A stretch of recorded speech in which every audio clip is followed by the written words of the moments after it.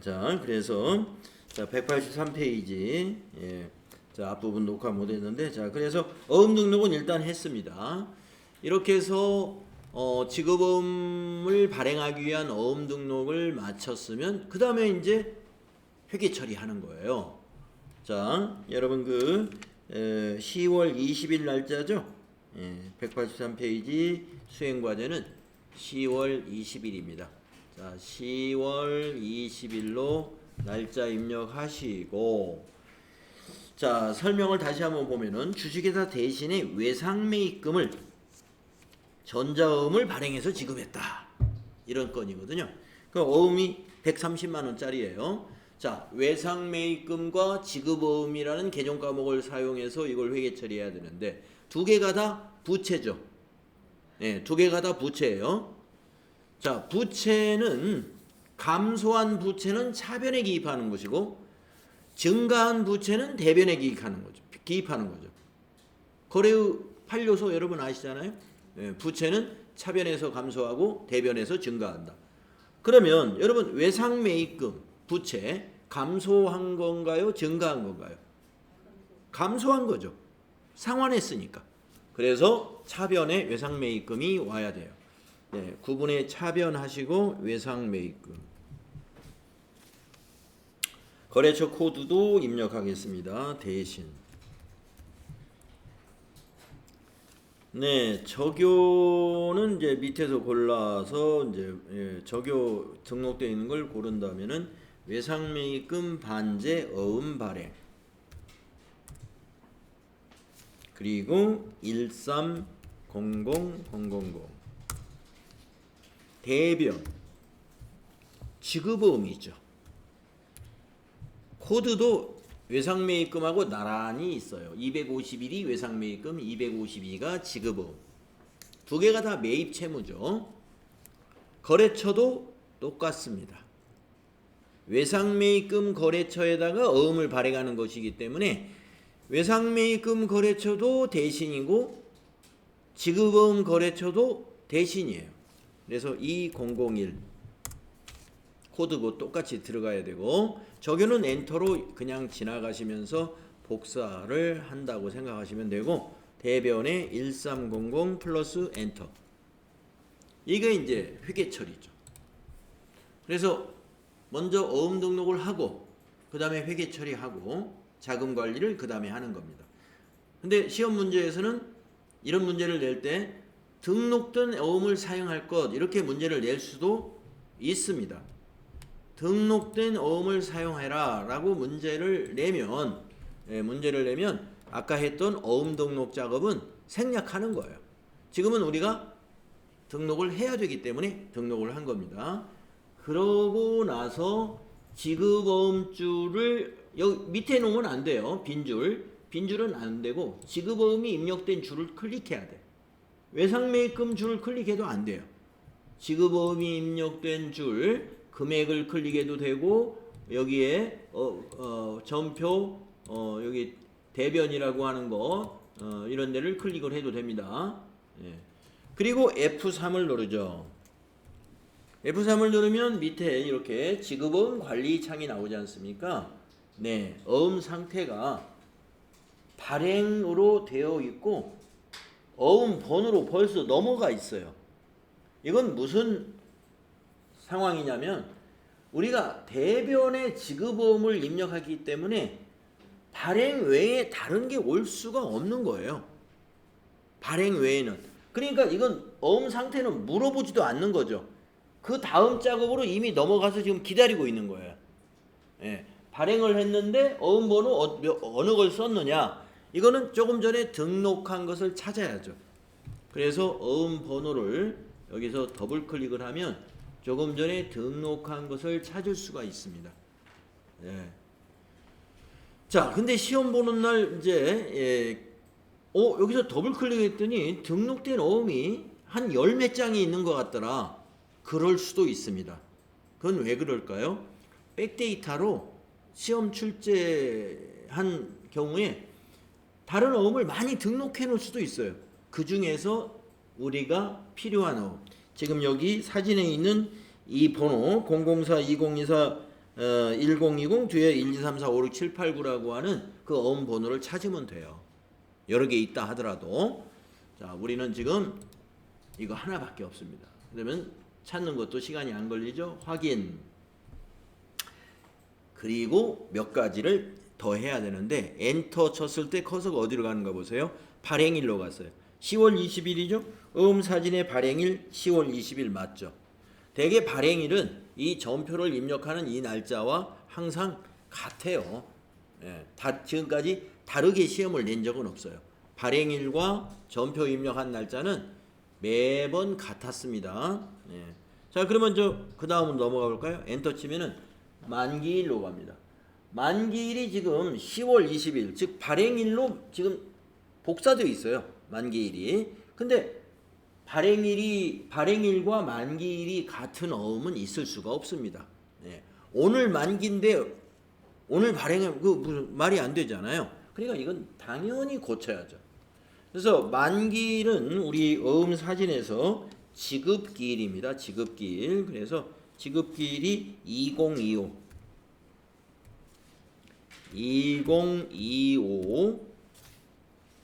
0112 예, 이렇게 입력해야 돼요.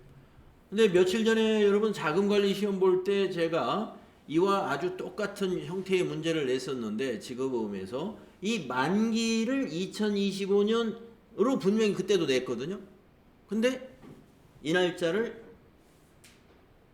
제대로 입력하지 않으신 분들이 있었어요. 네, 만기일.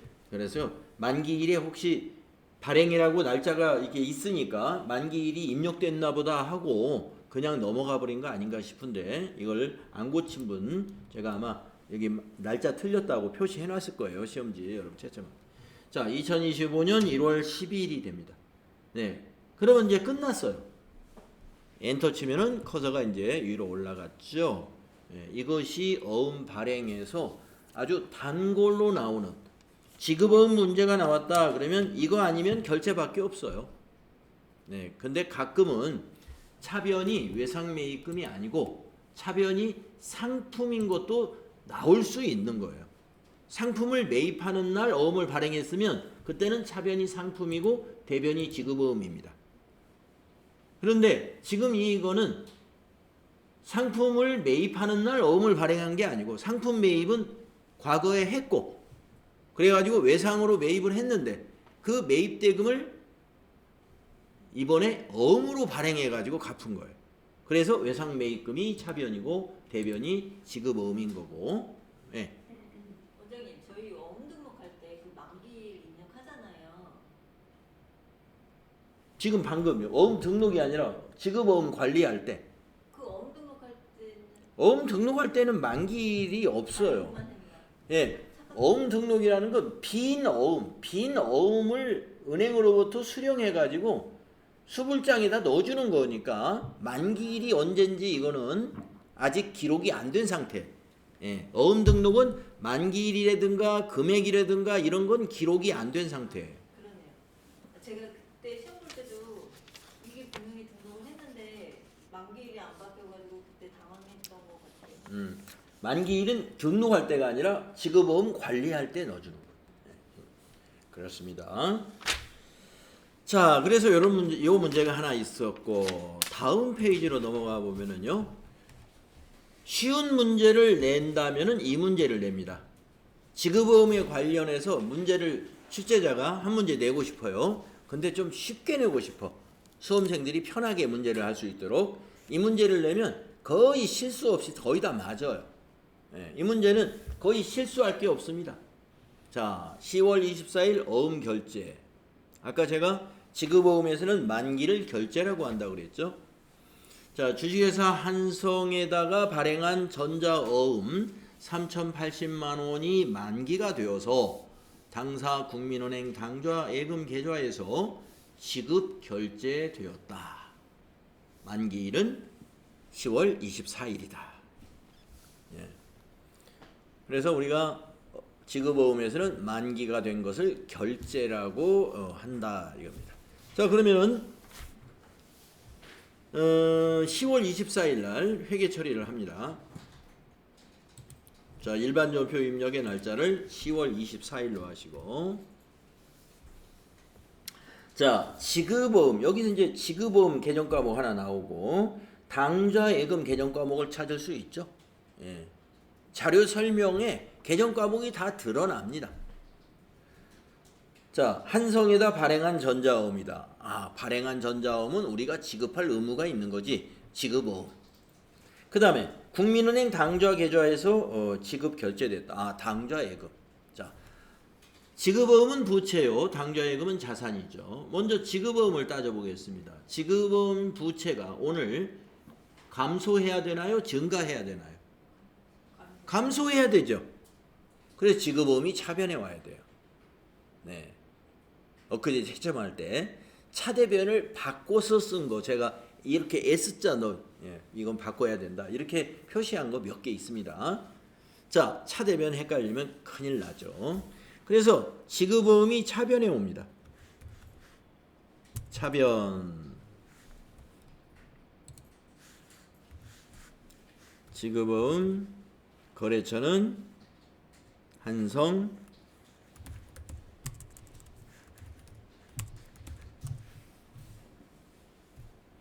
적요는 당좌 결제 1번 지급어음 당좌 결제 금액은 30800 000. 자, 어음의 적요는 사실 우리 밑에 적요에서 고를 필요는 없어요. 왜냐하면 자금 관리하면 적요가 다른 내용으로 바뀌거든요.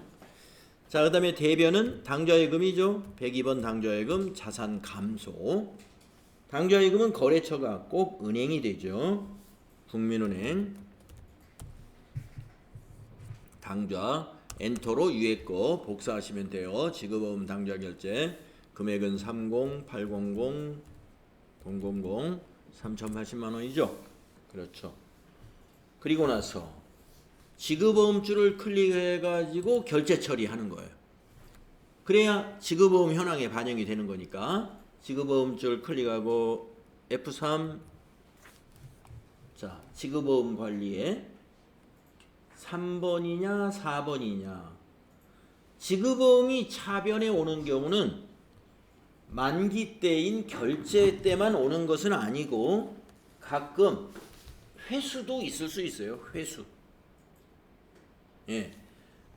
지급어음을 회수한다는 말은 우리가 발행을 했는데 다시 거래처로부터 찾아온다는 거예요. 왜 찾아오느냐? 약속을 못 지킬 때 찾아옵니다. 자, 만약에 10월 24일 오늘은 지금 우리 당좌예금 계좌에 잔고가 있으니까 3,080만 원이 지금 결제가 일어났습니다만은, 자, 오늘 3천만 원 지금 어음이 만기되는 날이에요. 근데 통장에 300만 원밖에 없어. 우리 회사 통장에. 그러면 가만 놔두면 안 되잖아요. 조치를 취해야죠. 한성에다 전화해가지고 사정을 좀 해서 한 달 뒤로 좀 미뤄달라고 부탁을 해야 되겠죠. 미안하다고. 한 달이 안 되면 뭐 20일이든 열흘이든 어쨌든 연기를 해야 됩니다. 연기하려면 그 사람들이 그냥 연기해 주나요? 거래처에서? 어음을 다시 가져오라고 그러겠죠. 그러면 사정 봐줄 테니까. 그러면 열흘 받은다, 뭐 20일 봐주겠다 했으면 어음을 다시 3,080만 원으로 해서 만기를 바꿔가지고 어음을 새로 발행해다 주고 우리가 그 전에 발행했던 어음은 찾아와야죠. 그게 회수예요. 그때는 분계가 어떻게 돼요? 차변의 지급어음, 대변의 지급어음이에요. 어음을 우리가 발행한 어음 찾아오고 그게 회수입니다. 다시 어음을 발행한다. 그게 지급어음, 지급어음 분계예요. 그런데 AT 시험에서 지금까지 회수를 시험을 한 번도 안 냈습니다. 네. 아직까지 한 번도 안 냈어요. 그리고 이 수험서에도 회수에 대한 예제를 교재에다가 실어본 적이 없어요. 어느 연도든 간에. 그래서 시험은 안 낼 것 같아요. 근데 이제 이게 있으니까 설명을 드린 겁니다.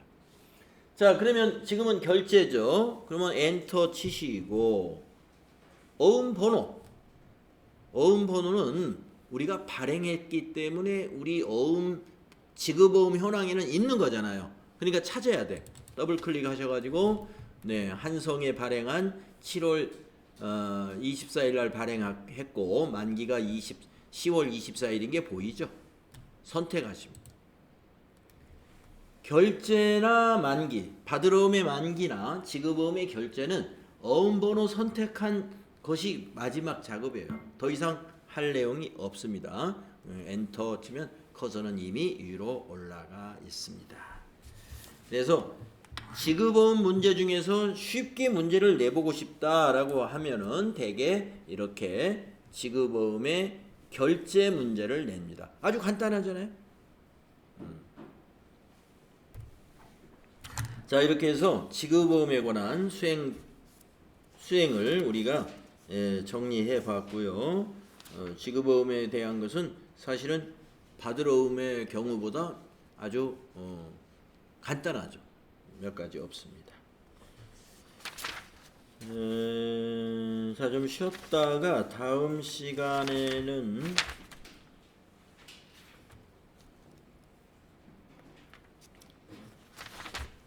결산관리 제4절 결산관리 거기서부터 한번 설명을 해보겠습니다.